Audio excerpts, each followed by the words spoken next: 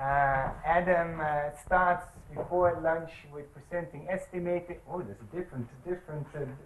Oh, I may have tweaked the title. You tweaked the title. So, estimating risk bands using flood event data. Adam, go ahead. Thanks very much for the introduction, Onno. So, as Onno says, I'm about to present 3 challenges to you. So, it's important I check. Can everyone hear me okay? Yeah? Good, okay. So, this first challenge is all about how we invest our money and how we choose the right places to invest our money and how we make that transparent, and can we do it without invoking all the costs of modelling. So, the Environment Agency, over the next 6 years, or DEFRA to be more precise, has committed to spending £2.5 billion on flood defence, on capital spend. And there's additional spend on top of that through people like local authorities, local businesses, water companies work with us. So the actual pot's probably a bit bigger than that. But the majority of that £2.5 billion is justified through the Partnership Funding Calculator. You can download this yourself. And I really like this because what it does is it makes it very transparent and clear how much money you get for investing in flood risk. So they have a number of outcomes that DEFRA are looking for. The outcomes are economic benefits, properties protected, move from one risk band to another, properties protected from coastal erosion, and the fourth one is environmental benefits. So it's really clear, if you're going to protect a property from flooding, we'll pay you £10 to do it, or whatever the figure is. You know, and if the property's in a deprived area, we'll pay you 15 quid. So it's really clear, it's very transparent. When we're working with partners, they know how much money we're going to put into the pot. When communities want to get a funding scheme, they can have a clear picture of how much they can expect realistically to get towards their scheme. So I like this, it's very transparent. One thing I think is still not transparent about it though, is that it relies on you understanding your risk to start with. So you need to know what's the current probability of your property flooding. And typically, we tend to do that with a model. So we'd use a model to look at which of these 4 bands properties fall into. These are the ones here. And this is, just to be clear, this is the probability of flooding at least once in any given year. So typically we'd use a model to estimate that kind of information. And that's fine if you're doing something like a big flood defence scheme. So this is Morpeth, £26 million, I think. You wouldn't mind spending a bit of money on a model to get that right.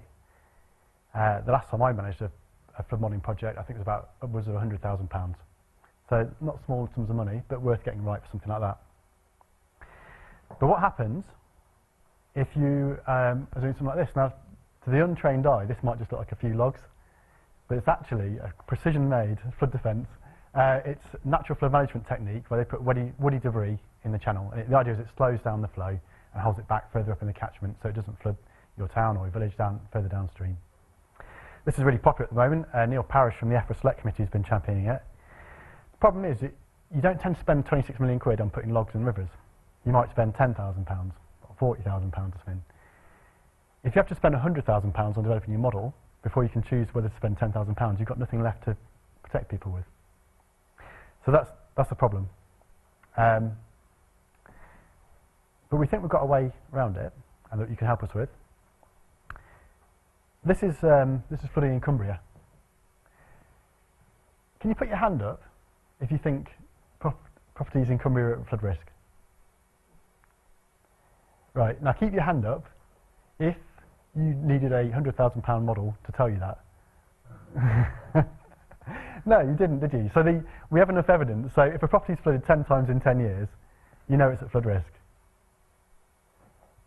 Okay, and if it becomes a bit more tricky, if you've got a shorter record, what if it's like 3 times in 5 years?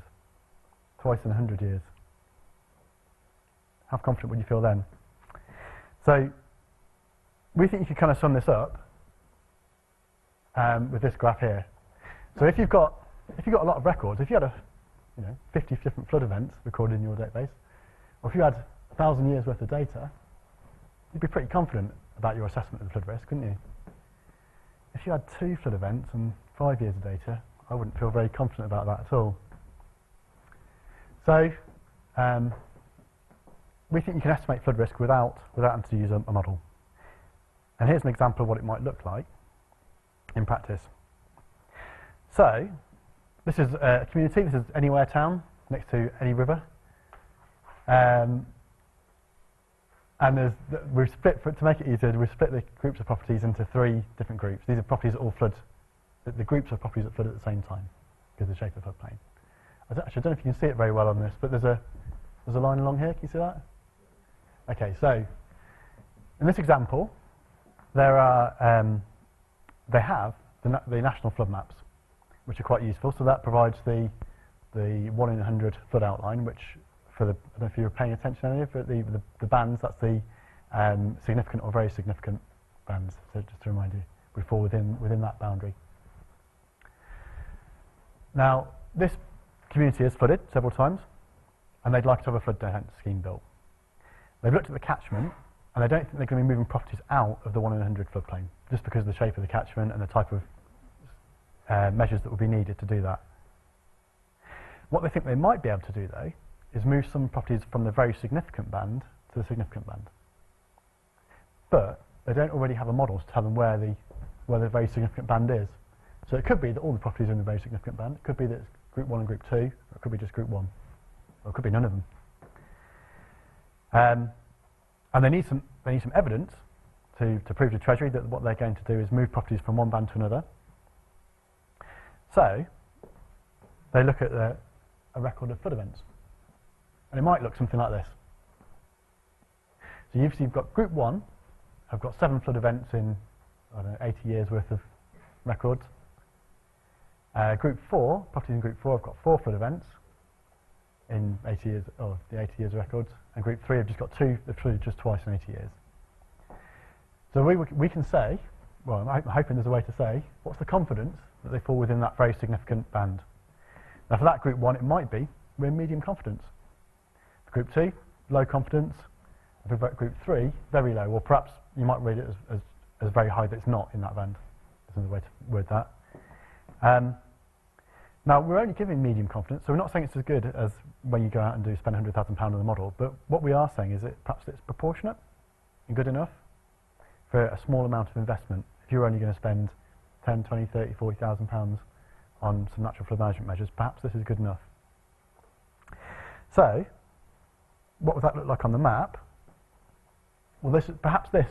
So we say that we've got medium confidence that the very significant band is around this group of properties here, so we can infer that. And a nice bit of checking on that is it's entirely within the 100-year boundary, so that feels consistent and correct. So that's our idea we'd like you to have a look at. So we want you to tell us based on a number of flood events, which band is a property in, and how confident are we that it's in that band. Now there's some examples here that you might want to prepare for, or consider how you tackle. I've got our top row there is a very simple, straightforward one. 100 years worth of records, flood every 10 years on the 10th year. You'd expect that would put you in the very significant band comfortably. And if you don't get us there, then perhaps you need to think of the method again. A more tricky one is this skewed record, where you've got a whole bunch of events very close together, and then a big gap, another event. I don't know whether that should that give you the same estimate as if they're spread evenly throughout the period.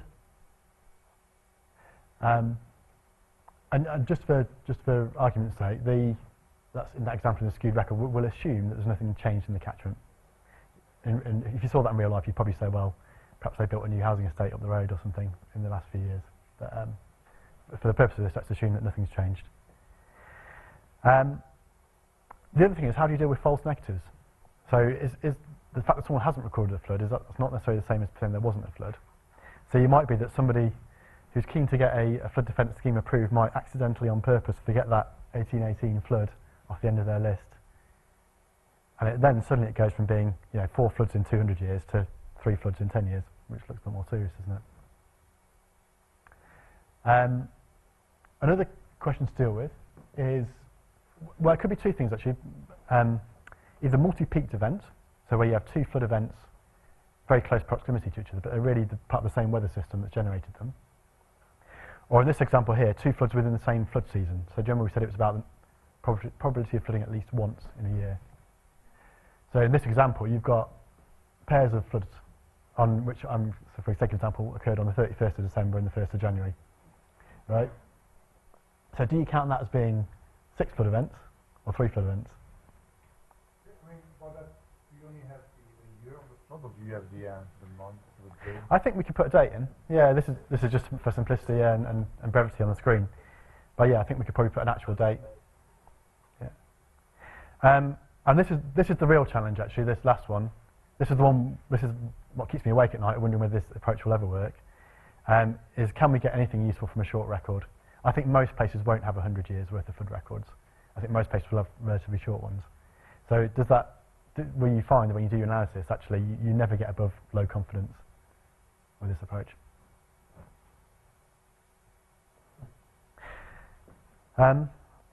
So that's my first challenge. Question to you is why should you choose to tackle this challenge first? Well, I think this is a really exciting challenge, because it has the potential to be transformative.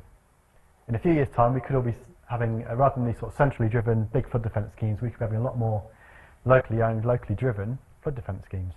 And people might trace it back to this week here today and say, wasn't it great, that group of mathematicians at Maths4Ts that helped us get started on the right path with this? So, that's my first challenge complete. Well, I think we should do the other two after lunch, but so let's have questions first. So either. Hi there, thanks for that. I'm intimately familiar with the partnership funding calculator. Put in 10 pars in the last year, I think. It's extremely complicated, isn't it, to fill the partnership funding calculator out correctly? Yeah, there's a lot of boxes. There's a lot of boxes, and it's really easy to do them wrong.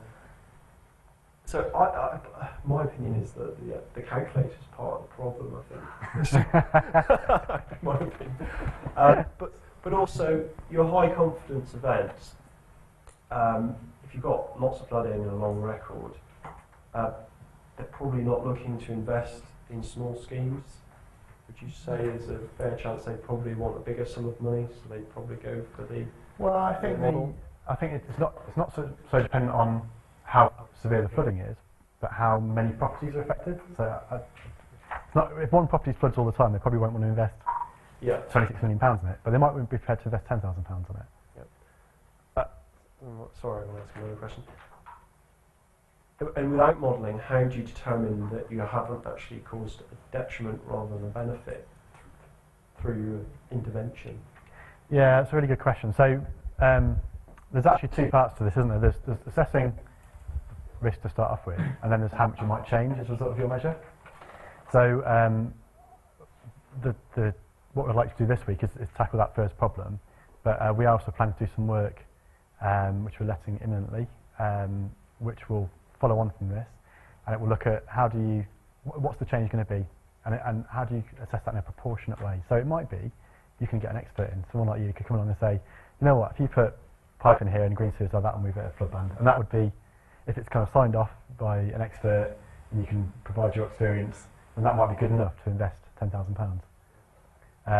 Or it might be that we can say, I don't know, if you're going to build a flood wall here, that's going to take off any of the flood events that were below that peak.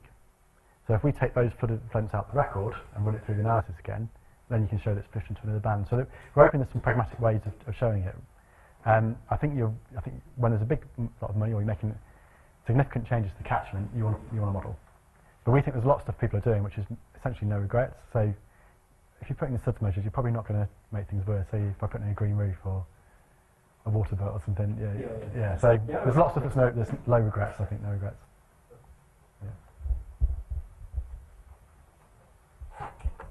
Hi there. When you have the years of the floods, do you also have what metrics are available to measure the severity of the flood? Does it include presumably the height of the water level, but also the cost of repairs, the number of people affected, the number of homes? So you have some sort of weighting rather than a binary flood, no flood. You can have severe flood, or a fringe one that just goes, it just touched onto a flood measure, but only... I think the only measure you need is the number of properties. I think for this, and I'm happy to be told otherwise, but because of the way the partnership funding calculator, it wants to know how many properties you're going to move from one band to another, not how many properties you're going to stop putting at 2 metres and now it's only going to put at 1 metre depth. there's not much money about it. So actually, I should explain this a bit clearer. Your partnership funding calculator lets you look at economic benefits, which you could get from going from 2 metre to 1 metre. It lets you look at environmental, coastal erosion benefits and bands going properties going from one to another. But what really dominates the amount of money available to you is the number of properties going from one to another. So you almost might as well forget about the other things. So although you can justify a scheme based on reduced impact, the real benefit is going to be properties going from one band to another, or the real money available easily is going from one band going to another. Thank you. Hi. Do you have any idea for extending this method to engaged location, for example? Sorry, so what location? Engaged, so where you... Unengaged? Yeah. Yeah, in fact, I'd expect this to happen mostly in unengaged catchments, because what tends to happen is most communities will have their own records. So sometimes you'll go past a pub and have marks on the door, or they'll have newspaper records, or yeah. So I would expect it not to have gauged record actually. Yeah. Wait, So there was another question. Oh, well, you first now. You had a question? Yes. I have several questions, but no. But on that point that you just made, there will be flood marks, but it will cost money to assess those flood marks. You know, how much water was that? Where was it flooding? Because you know it flooded in the pub, but will it have flooded the house behind? Well, you need to go and get. So then, if you need to spend money on that, you can just run FEH, and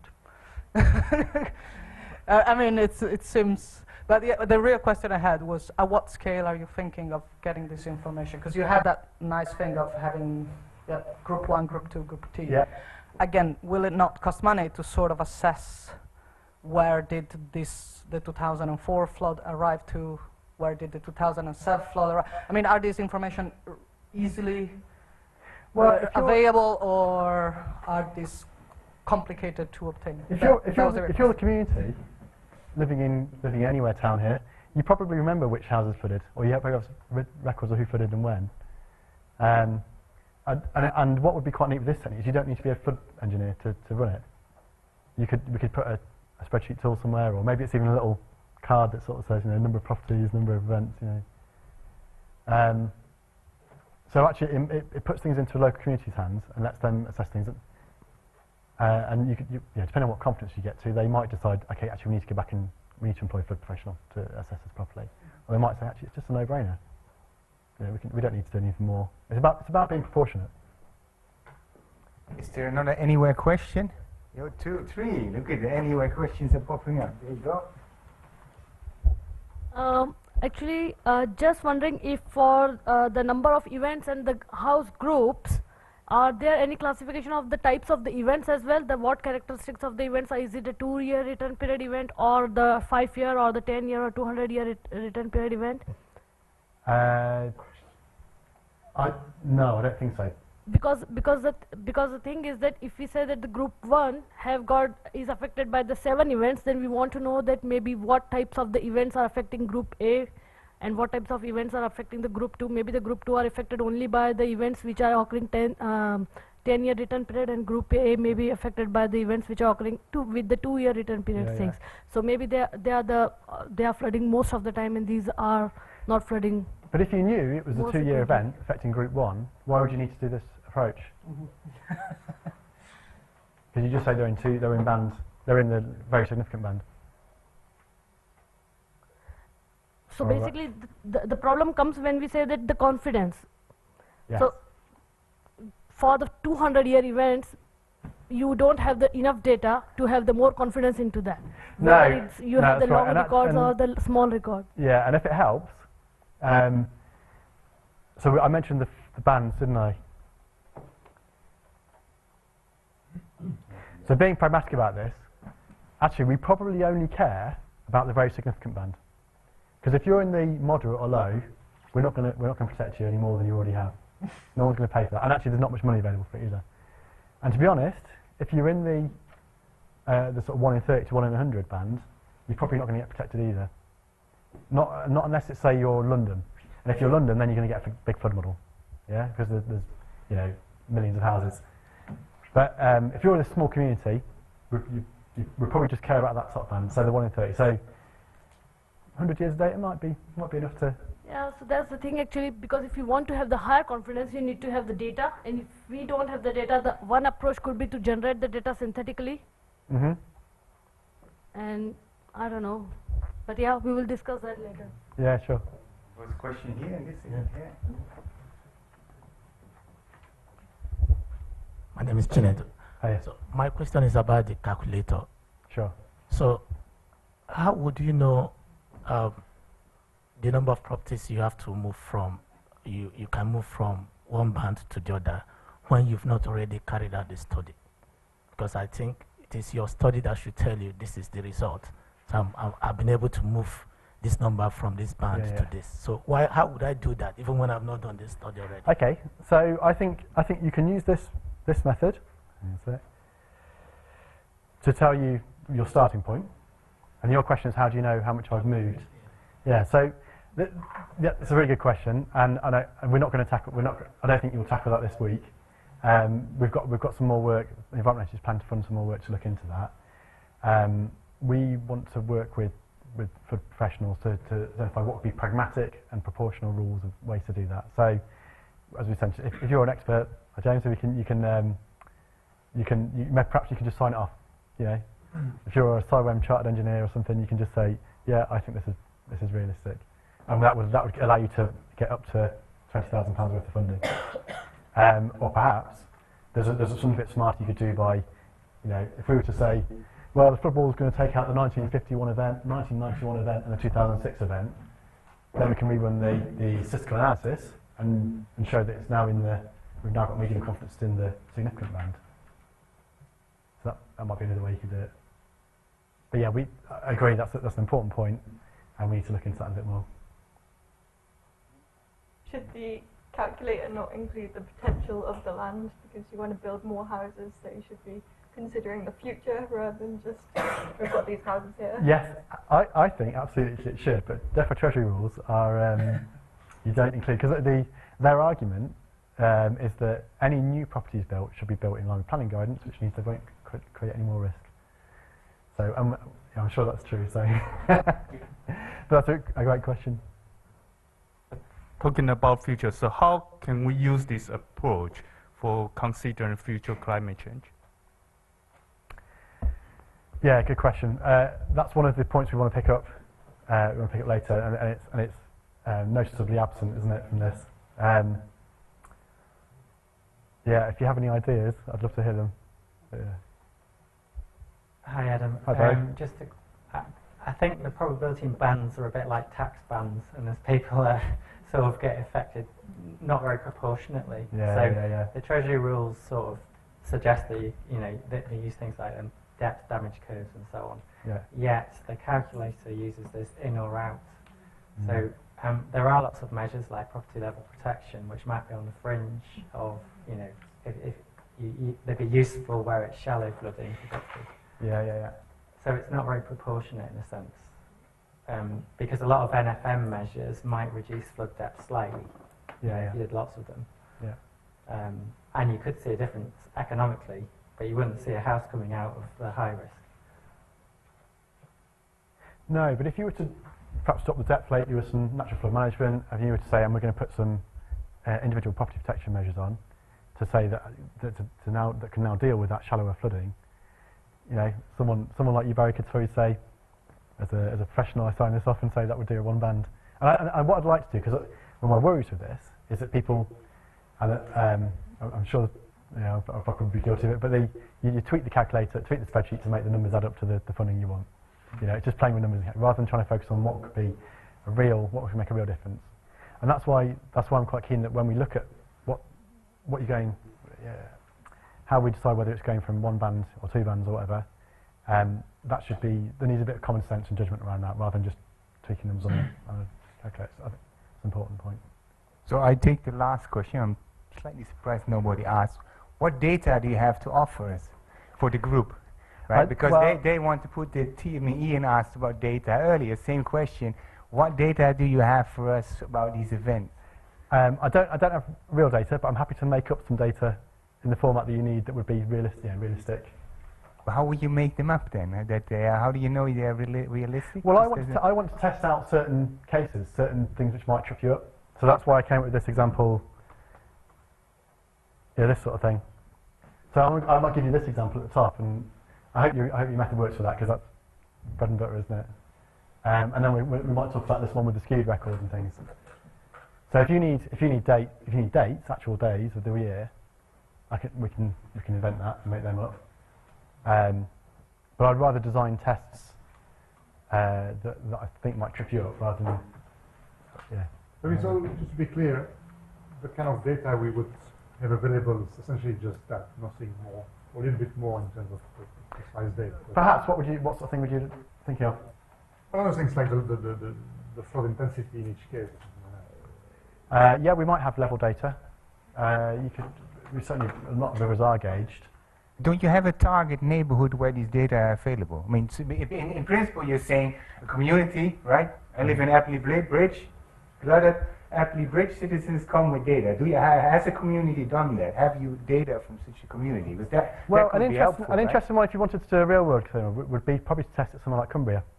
So people who say that actually the models aren't predicting the flood risk that they face. But do you have the data? Because that's what the we have data about how frequently Cumbria is flooded in the last few years, don't we? Could we get those? I think so. Yeah. I mean, I think you agree, Jacques. That would be helpful, right? I know one can start with just what you give here, and then think about what can be done with that, and add more details later on. So it gives you. You want a last question? It's not a question. I have brought along the copy of the 4th chapter of the flood study report, hydrological data book, which has all the historical data, which were available in 1970. So it's not the most up to date with, but it's a good. That sounds useful. It's a nice toy that we could use for these kind of things. Yeah. So that's. So thank you. So you thought you were getting away with 3 challenges in half an hour. That didn't work out by the look of it. So we take care, please, audience, that they don't get any lunch, because you're going to ask them a lot of questions. Can I finish off with one last point on that challenge? Sorry? Can I finish with one point on that challenge? One last point. On this challenge? This challenge, yeah, that's allowed. Yeah, okay. This is I should have mentioned actually, I've taken a bit of a risk, and I've actually submitted a paper to a conference in about a month's time to explain your findings from today, or from this week. So there's no pressure. But no, I think it's quite exciting, because they're having this conference. Siren's holding the conference, and it's to talk about what will we do for outcome measures next. So we know they're far from perfect. So this is the 10th of May, this conference, and there's a chance for the work you do this week to have a direct line straight into policy change. So I think that's really exciting. There you go. Well, let us thank Adam, and then we have lunch. Thank you very much.